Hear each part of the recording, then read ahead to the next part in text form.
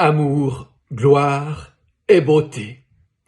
C'est le titre d'un interminable feuilleton télévisé à succès, appelé aussi Top Model, qui n'en finit pas d'étirer ses épisodes depuis de très longues années. Amour, gloire et beauté, c'est aussi ce qui pourrait servir de slogan au traditionnel festival de Cannes, dont l'édition 2020 aurait dû commencer hier. À l'heure où je vous parle, on devrait en avoir plein les yeux de ces paillettes, le tapis rouge, les robes somptueuses, tout ce bling-bling que le monde du cinéma adore et qui, même si on n'aime pas trop se l'avouer, nous fascine nous aussi.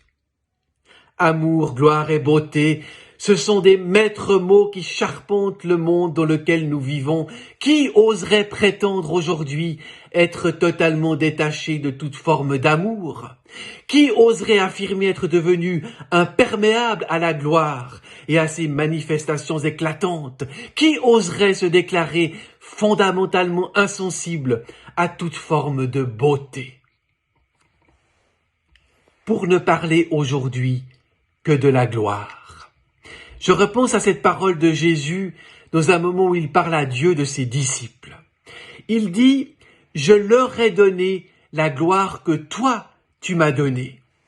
Dans cette phrase, Jésus dit qu'il a reçu de Dieu la gloire, mais en même temps, il dit que cette gloire, il a choisi de ne pas la garder pour lui tout seul. Cette gloire, il la redonne plus loin, il la transmet à ses amis. Et ses amis, ce ne sont pas seulement ses disciples de l'époque, mais c'est nous aussi, aujourd'hui. La gloire de Dieu repose sur nous. Elle nous est donnée. Nous sommes des femmes et des hommes glorieux. Et là, excusez-moi, je dois remettre mes lunettes parce que tant de gloire, ça m'éblouit. Et en même temps, on comprend bien que la gloire dont parle Jésus et dont il nous fait les bénéficiaires, ce n'est pas la gloire paillettes, tapis rouge, robe du soir et smoking. Cette gloire, déposée au cœur de nous-mêmes, relève plutôt d'une façon d'être, d'un regard sur les choses, sur les gens, sur la vie, tout cela façonné par des valeurs comme l'amour, la paix, l'ouverture aux autres et à la différence. Elle est là, la gloire de Dieu, dans le regard que nous portons sur tout ce qui nous entoure, dans l'intérêt porté à nos semblables. Alors, comme ceux qui incarnent la famille Forrester dans Top Model, comme toutes ces stars qui auraient dû défiler sur le tapis rouge de la Croisette, nous sommes nous aussi des acteurs. À la différence que notre scénario à nous, c'est l'Évangile.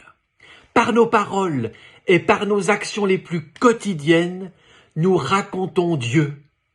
Alors, chers amis, comment incarnons-nous notre rôle? Comme des stars de cinéma qui ne chercheraient qu'à briller? Dans ce cas, ce n'est que nous-mêmes que nous racontons. Ce que nous pouvons faire briller, c'est ce trésor que nous avons reçu et que Dieu nous demande de ne pas garder pour nous tout seul, mais de transmettre plus loin. Et c'est à ce moment-là qu'il sera pleinement glorifié. A Deo soli gloria, à Dieu seul la gloire.